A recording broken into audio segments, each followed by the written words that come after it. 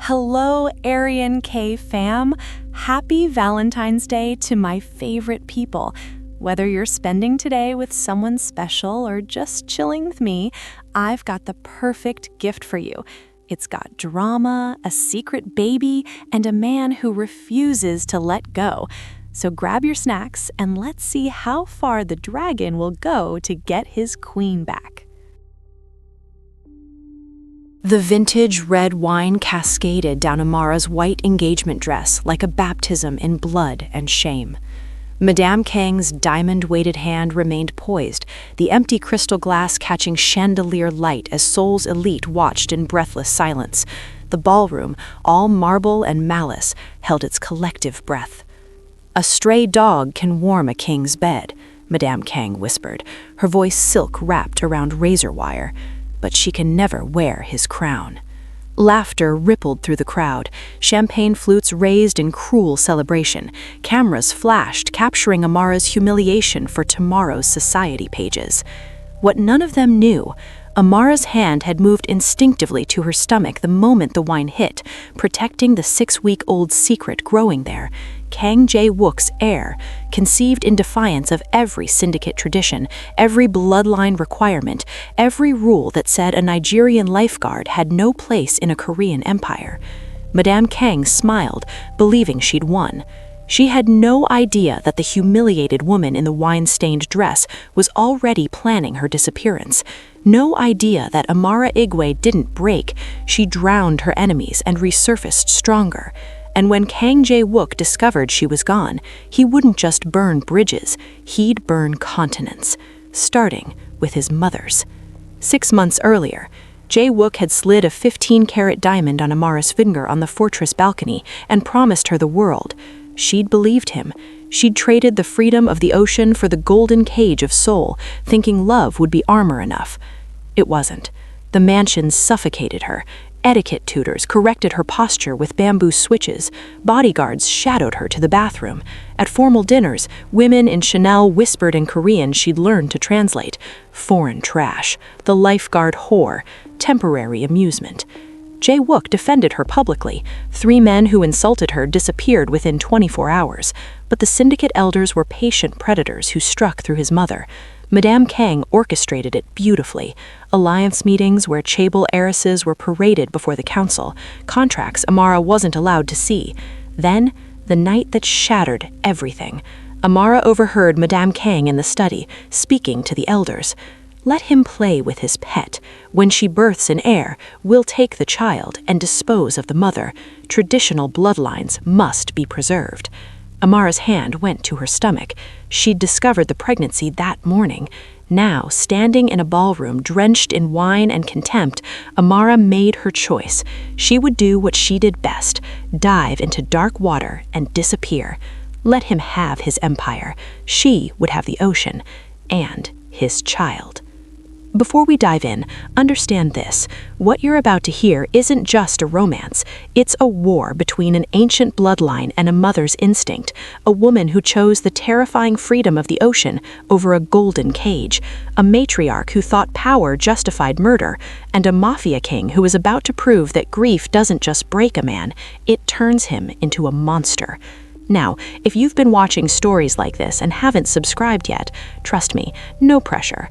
But if by the time the red wine hits that white dress, if you feel your own fists clenching when the flare gun goes off, if you find yourself cheering for the woman the world tried to erase, then tap that subscribe button and drop a comment telling me, would you have run or would you have fought? Because stories like this, they don't just entertain, they revolutionize. All right, let me show you how the queen took her throne. The gilded prison had a name, Kang Estate. 23 rooms, 16 security cameras, 12 bodyguards who reported her movement to Madame Kang, 0 freedom. Amara awoke each morning to silk sheets that felt like shrouds and a schedule delivered on cream cardstock. 6 a.m. meditation with Master Choi, 7:30 a.m. breakfast, approved menu only, 9 a.m. Korean language lessons, 11 a.m. posture and etiquette training, 1 p.m. syndicate history lecture. She was being transformed, polished, erased. Shoulders back, Miss Igwe. The etiquette tutor, a severe woman named Mrs. Han, tapped Amara's spine with a bamboo rod. "You slouch like a commoner." "I am a commoner," she answered through gritted teeth. The rod struck harder. "You are the chairman's fiancé. Act like it." During Korean lessons, her tutor mocked her accent, making her repeat phrases until her tongue bled from the effort. During history lectures, she learned that the Seven Stars Syndicate had never accepted a foreign bride, not once in 200 years. She was the anomaly, the stain on their perfect lineage. Jae-Wook tried to shield her. He'd storm into the mansion after meetings, demanding to know why she looked so exhausted, why her eyes were red. Amara lied smoothly, "Just tired. The lessons are intense." She didn't tell him about the bamboo rod, the whispered insults, the night she found a dossier on her bed, photos of suitable brides with sticky notes, pure Korean bloodline, Yale educated, family owns shipping empire. The message was clear: you are replaceable. That night, Amara stood on the balcony overlooking Seoul's glittering skyline and remembered Jeju, the salt air, the freedom, the version of herself who dove into storms without asking permission. That woman was drowning in silk and diamonds, and no one was coming to save her. The pregnancy test showed 2 pink lines, and Amara's world tilted sideways. She sat on the cold marble bathroom floor, hand trembling as she stared at the plastic stick. 6 weeks. The doctor's appointment she'd scheduled secretly confirmed. 6 weeks since that night on the fortress balcony when Jae-Wook had whispered promises against her skin, when she'd believed love could conquer empires. Now she carried his heir. The realization should have filled her with joy. Instead, dread settled in her stomach like stones. She hid the test in her pocket and moved through the mansion like a ghost, hyper-aware of every camera, every watching eye. She couldn't tell Jae-Wook, not yet. Not until she understood what this meant in his world. That night, she got her answer. Insomnia drove her downstairs at 2 a.m. She heard voices in Jae-Wook's study, Madame Kang and 3 elders, their meeting running late. Amara moved closer, staying in the shadows. "The foreign woman is a problem," Elder Kim said bluntly. "The other syndicates are already questioning the chairman's judgment." "Let them question." Madame Kang's voice was ice. "I have a solution. If she becomes pregnant, and we both know my son is obsessed enough to be careless, we'll allow the pregnancy to continue." Silence. Then Elder Park, "You want a half-breed heir?" "I want his heir," Madame Kang corrected. "The bloodline matters, the vessel doesn't. Once she births the child, we'll take the baby and dispose of the mother. An accident, postpartum complications. The details don't matter. And if the chairman objects, he'll grieve, then he'll marry properly. Men are remarkably resilient when their legacy is secure." Laughter. Cold, calculated laughter. Amara's hand went to her stomach, protective and fierce. They wanted to take her baby, kill her, erase her like she'd never existed. She backed away from the study, her decision crystallizing with every silent step. She had to disappear before they discovered the truth, before they could take everything. Amara waited for the storm. Weather forecasts predicted a typhoon hitting the southern coast in 3 days. Perfect. She'd grown up reading ocean patterns, understanding currents and tides the way others read books. The sea would be her accomplice.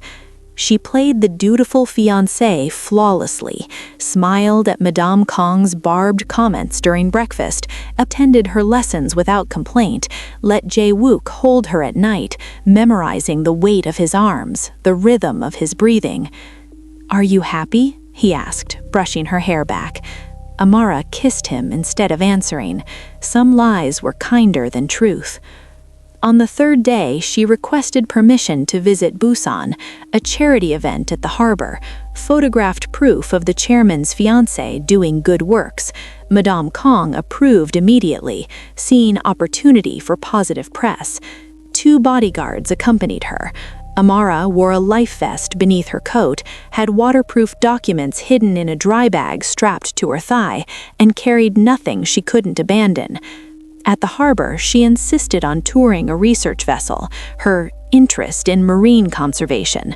The guards stayed dockside, seasick and miserable as the boat headed into increasingly rough waters. The captain warned her to go below deck. The storm was intensifying. "Just 5 more minutes," Amara said, moving to the stern. She watched the coastline recede, thought of Jae-Wook waking tomorrow to the news, thought of the baby growing inside her, the life she'd protect at any cost. Then she removed her engagement ring, placed it carefully on the railing where it would be found, and dove. The ocean swallowed her whole. By the time the crew realized she was gone, the current had carried her 2 miles east. Search teams would find the ring. They'd find the life vest washed ashore. They wouldn't find her. Amara swam toward a future that didn't include diamonds or death threats, just salt water and survival. They found the ring at dawn. Platinum and diamonds, 15 carats of light abandoned on a rain-slicked railing. The life vest washed ashore 3 hours later, torn and empty. The Coast Guard captain delivered the news personally, standing in Jae-Wook's office with his hat in his hands. "I'm sorry, Mr. Kang. The currents were too strong. The storm—" "Get out." Jae-Wook's voice was quiet, controlled, more terrifying than rage. The captain fled. For 72 hours, Jae-Wook didn't move from his office, didn't eat, didn't sleep. He sat at his desk, Amara's ring clutched in his fist, staring at nothing. His subordinates whispered that the chairman had finally broken. They were wrong. On the 4th day, he summoned the 2 bodyguards who'd accompanied Amara to Busan. They were found a week later in a warehouse by the docks, still breathing but fundamentally changed. One would never walk again, the other would never speak. Jae-Wook had extracted every detail of that day, every word Amara spoke, every expression she wore, every moment they'd failed to protect her. "She asked to see the ocean," the first guard had sobbed. "She said she missed it. We thought it was harmless." Jae-Wook had broken his legs with a crowbar. The syndicate elders called an emergency meeting. "Chairman, this behavior is unacceptable. You're destabilizing." "Find her body," Jae-Wook interrupted, his voice like permafrost. "I want divers. I want search teams. I want every inch of that coastline combed until I have something to bury. The ocean doesn't give back. Find her." They scattered like roaches from light. Madame Kang watched her son's descent into madness with calculation. Give him time, she thought. Grief would pass. Then she'd present him with suitable brides. She didn't realize she was watching a king become a monster. And monsters don't grieve. They hunt. The bar in Gangnam catered to men who wore violence like cologne, expensive, understated, lethal. Jae-Wook sat in the corner booth, untouched whiskey sweating condensation onto imported wood. 5 months since Amara drowned, 5 months of search teams finding nothing, 5 months of becoming something his enemies whispered about in terror. The smiling death, they called him now, because he smiled before he pulled the trigger. His lieutenant approached cautiously. "Boss, there's— Unless it's her body, I don't care." "It's not a body, it's a rumor." Jae-Wook's eyes, flat, dead things, finally focused. "Speak." The lieutenant gestured to a weathered fisherman at the bar, drunk and loud, telling stories to anyone who'd listen. "Swear on my mother's grave she came out of nowhere. Foreign woman, dark as night, pregnant as a whale, swimming through a riptide like it was a bathtub. Saved young Min-Jun from drowning, disappeared before we could even thank her properly." Jae-Wook's hand tightened on his glass. "When?"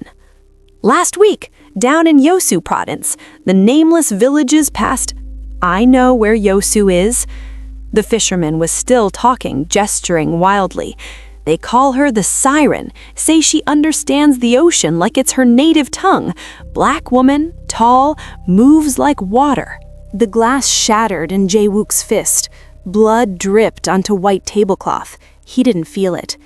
Foreign, pregnant, swims like a spirit. His voice was barely audible. That's impossible. She's dead. The Coast Guard confirmed. The Coast Guard found a ring and a life vest, his lieutenant said carefully. They never found her. Jae-Wook stood so abruptly the table overturned. Get the helicopter. Mobilize a team. We leave in 10 minutes. Boss, it could be anyone. It's her. Certainty blazed through him like wildfire. She's alive, and she's been hiding from me for 5 months. The smile that crossed his face would have made demons flinch. Not anymore. The helicopter landed at dawn, scattering seabirds and terrifying fishermen. Jae-Wook stepped onto the sand in a $1,000 suit, utterly out of place among fishing nets and rust-stained boats. His men fanned out, tactical and efficient, but he waved them back. Stay here. He walked toward the figure on the beach alone. She stood at the water's edge, barefoot, wearing faded cotton that clung to her frame. Her back was to him, but he'd recognize that silhouette anywhere. The curve of her spine, the way she held herself like she was bracing against storms. Then she turned. Jae-Wook stopped breathing. Her belly was round, unmistakable, life growing where he'd thought there was only death. Amara! His voice cracked on her name. She didn't run, didn't cry, just watched him with those eyes that had haunted 5 months of sleepless nights. You weren't supposed to find me. He moved forward like a man in a dream, closing the distance between them. Up close, he could see everything.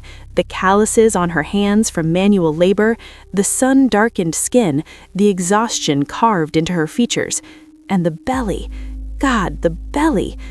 You're pregnant. Statement, not question. Yes. It's mine.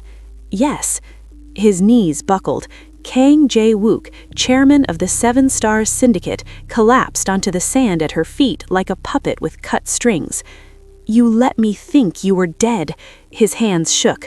5 months, Amara. 5 months of searching the ocean for your corpse while you were here, alive, carrying my child.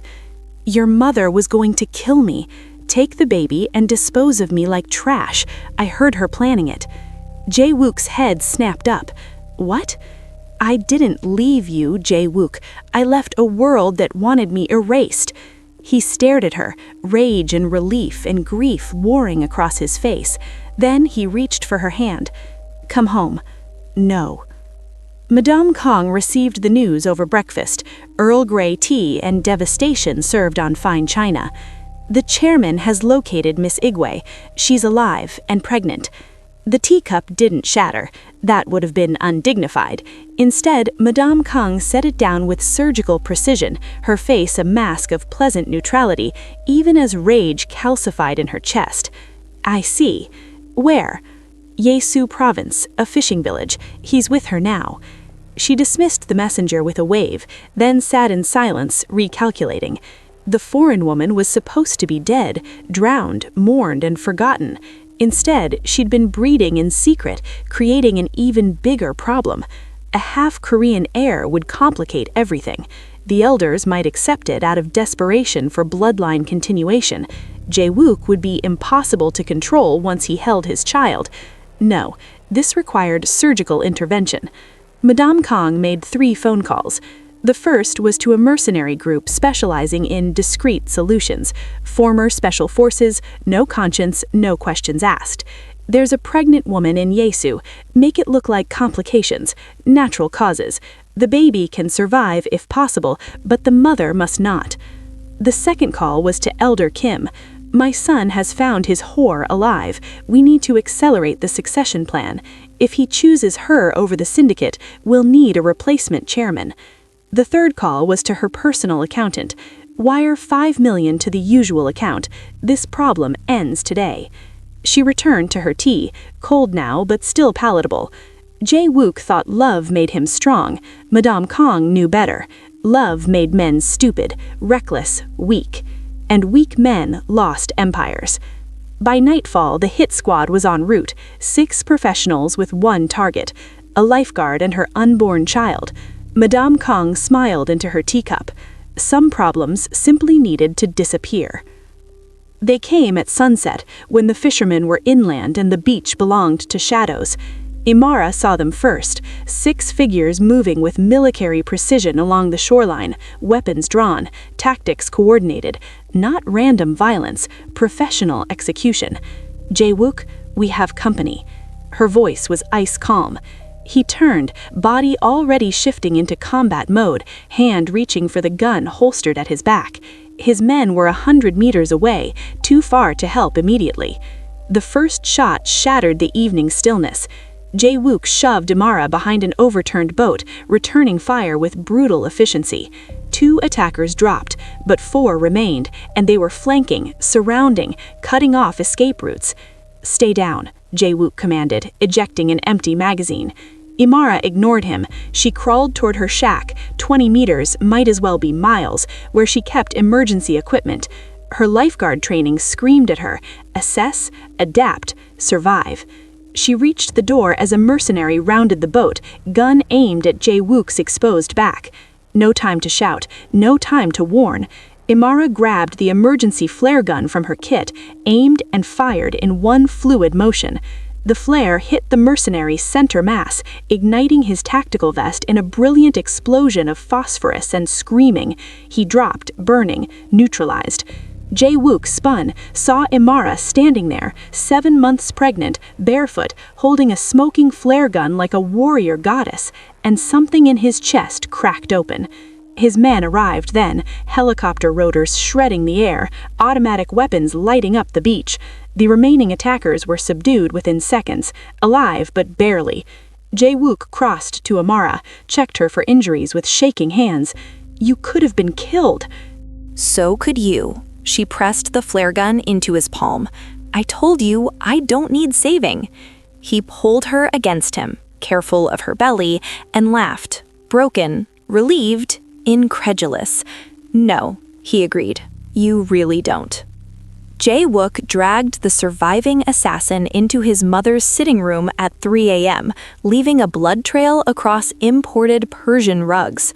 Madame Kang sat in her silk robe, teacup frozen halfway to her lips, as her son threw the broken man at her feet. "Tell her," Jae-Wook commanded. The assassin's face was a ruin of burns and fear. "Madame Kang hired us to eliminate the pregnant woman." Silence, the kind that precedes earthquakes. "Jae-Wook," his mother's voice was steady, calculated. "You must understand, this was necessary. That woman is a liability. The syndicate will never accept. You tried to murder the mother of my child. I tried to protect your empire, your legacy. She's a nobody." The gunshot was deafening in the enclosed space. Madame Kang's teacup exploded into porcelain shrapnel. She flinched, genuine fear finally cracking her mask. Jae-Wook pressed the still smoking barrel against her forehead. "Give me one reason why I shouldn't paint these walls with your brain matter. I'm your mother. You're nothing." He stepped back, holstering the weapon. "Effective immediately, you are stripped of all titles, all accounts, all authority within the Seven Stars Syndicate. You will leave Seoul within 24 hours. If I ever contact you, contact Amara, or come within 100 kilometers of my child, I will forget you gave birth to me. The elders will never allow. The elders answer to me, and I answer to no one." He turned toward the door, then paused. "You wanted me to choose between the crown and her. Congratulations, mother. I choose both. You'll destroy everything your father built." "No." Jae-Wook looked back, his smile cold and final. "I'll rebuild it, without poison at its core." He left her there, powerless and alone, exactly as she'd tried to leave Amara. Some debts were paid in exile, not blood, but both left scars. The baby was born during a typhoon, as if the universe understood drama. Amara labored for 14 hours in the fortress medical wing, while Seoul's underworld held its collective breath. Jae-Wook refused to leave her side, holding her hand through every contraction, whispering promises in Korean and English. When their daughter finally arrived, screaming, perfect, impossibly tiny, Jae-Wook wept. "She has your eyes," Amara said, exhausted and radiant. "She has your fury."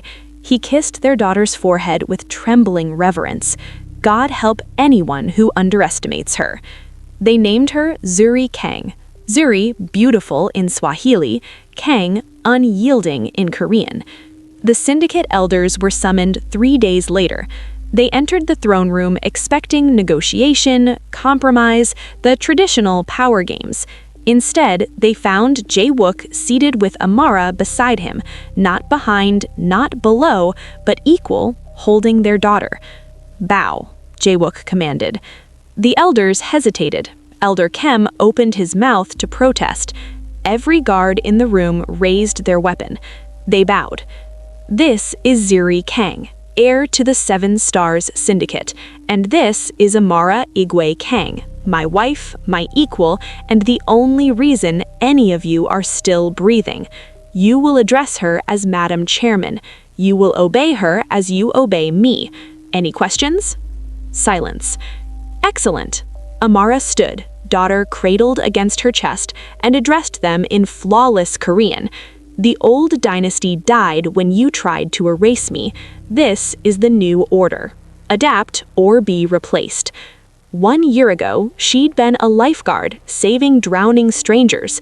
Now she stood at the center of an empire, her daughter sleeping peacefully while dangerous men knelt at her feet. Jae-Wook reached for her hand. "Together?" he whispered. Amara smiled. "Always." Sometimes the waves we fear the most are the only ones that can carry us home. Thanks for watching, and remember to subscribe for more incredible true stories where the underdog doesn't just survive, they rule.